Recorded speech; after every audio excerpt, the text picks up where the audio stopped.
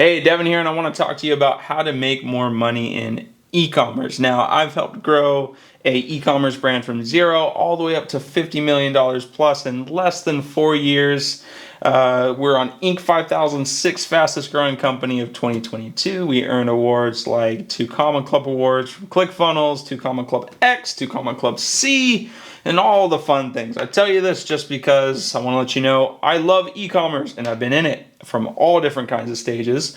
And so I want to talk to you about how to make more money in it. Now, over the past few months, I have been doing deep dives into a bunch of e-commerce stores. And I noticed one thing when it comes to the stores that get stuck around that 6-figure mark. And then another thing when it comes to those stores that get stuck around that 7-figure mark. That 6-figure mark, those customers are still learning how to acquire customers effectively. That 7-figure mark, they're trying to figure out how to scale past that point. They may have figured out the customer acquisition, but they're trying to figure out how to scale past that point. Both of them have a very similar issue, and that's making more money. Now, these individuals over in the 6-figure part, they might be trying to figure out how to acquire more customers more than they're trying to figure out how to make more money. But at the end of the day, if they can figure out the profitability side and put more money into the customer acquisition, that will allow them to scale up. Same with these 7-figure brands. They need to figure out how to increase that profitability and make more money off of their customers so that they can scale up. So what I'm going to talk to you about today is how both of those brands have those type of size of businesses have something in common and what they should be doing in order to make more money in e-commerce. And maybe you can take this and relate it to your brand or the brand that you're looking to start. So the way I want to break this down is I want to go over an example, and that example is a grocery store. I'm going to use a specific grocery store right now because I'm in North Carolina, and the grocery stores around here, Harris Teeter is a very nice grocery store, and that's the one that's fresh in my head, so I can talk about it the clearest. So when you walk into a grocery store, on the outside, you've got all of your healthy food. And say you're like most humans and we want to be pretty healthy. And so we walk in the grocery store with intention. And so we're going to walk in, we're going to go get some spinach. We're probably going to go get some fish fillets. We're probably going to go get some bread here and there. Carbs aren't that bad. We're going to go over here and get some dairy. All of this stuff is on the outside of the grocery store. Think about this when you walk into the grocery store next time, how this all kind of relates. I promise you we'll get back to how to make more money in e-commerce. This is directly related. You walk into that grocery store and you walk in with intention, I'm getting healthy, I'm going to stick to the outside. But what happens? No matter what you do, you have to check out. Unless you steal the food, then you just go out the way you came. But you have to check out, right? And so what happens when you have to check out? You need to go through the aisles in the middle. Unless you are really determined and you walk all the way back around. 90% of people won't do this.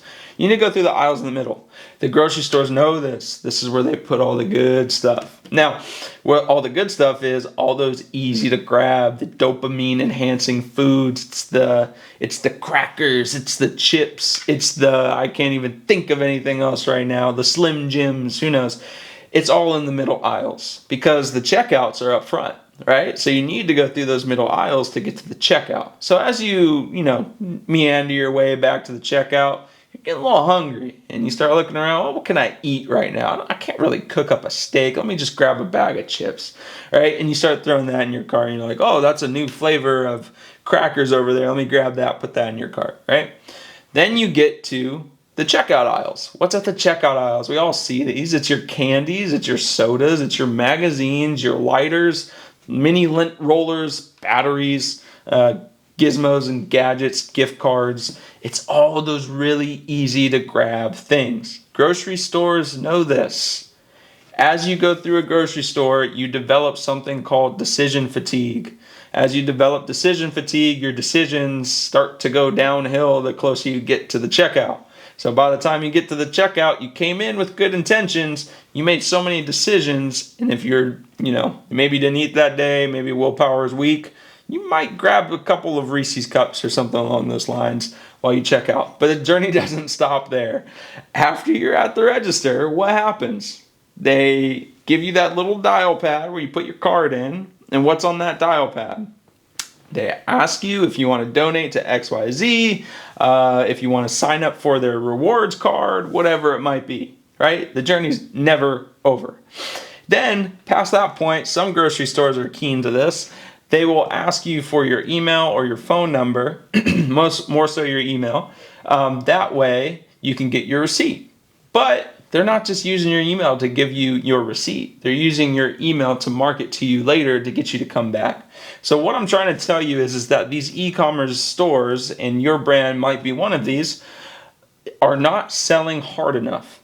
You don't need to be the super salesman or super saleswoman and be all up in someone's face and say, buy my thing, buy my thing, buy my thing. But when somebody comes into your store, you need to make sure that you're actually paying attention to that sales process that they're about to go through. Because a lot of people go into things with intention and say they come to your store with the intention to purchase one thing. And if you don't do your sales process right, they might just leave with just purchasing that one thing. Us as store owners, we want to maximize the amount of money that we make per customer.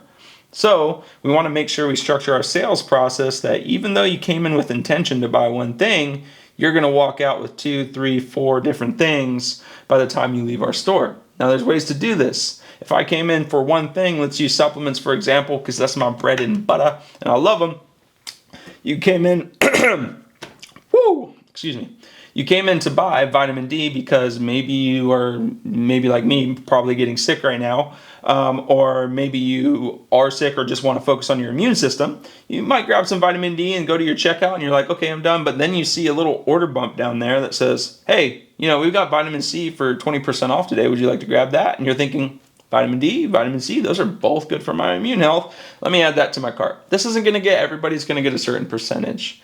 But we don't stop there, same as the grocery stores. After they check out, they hit that pay now button, what's the next step? Now we probably want to offer them something more of what they just purchased or something that complements what they just purchased. If they purchased vitamin D, for example, maybe they want some more. That way, in case of emergency, I have a random cold, flu coming up, and I've ran out of my previous order. I don't have to go back, put in my credit card again. I can just grab, 2 more. And I might offer them 4 more at a discount. That way, they feel like it's incentivized and they can't get that deal anywhere else. And so they add 4 more to their cart. And then, they might go through a different series of upsells and downsells past that point. We want to make as much as we can per customer without totally ruining our brand reputation and being known as that brand that always does 50% off and overselling and all this kind of stuff.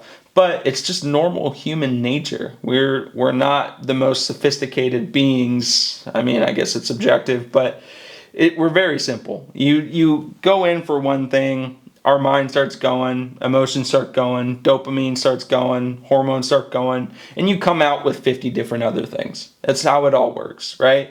Just make sure you structure your sales process. That way, the customer that comes in for the one thing, they can come out with 2 or 3 things. Now, one more thing, it doesn't have to stop there.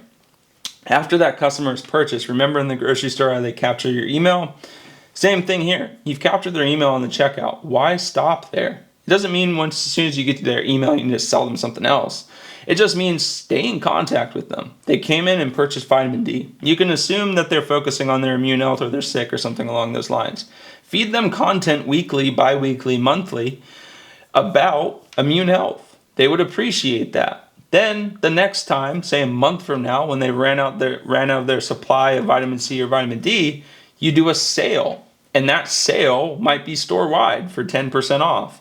And you're offering the same products that they purchased on a discount, plus some products they haven't tried before at a discount. Because you stayed in their inbox, in their ear, in their eye, essentially, they'll be more inclined to listen to that sales proposition or that sale email and come back to your sale and purchase from you.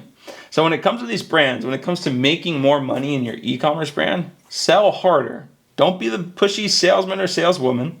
Just understand that your sales process is weak and how you can improve it by adding little things here and there. It might be a couple of emails, it might be order bumps, it might be upsells, things of that nature.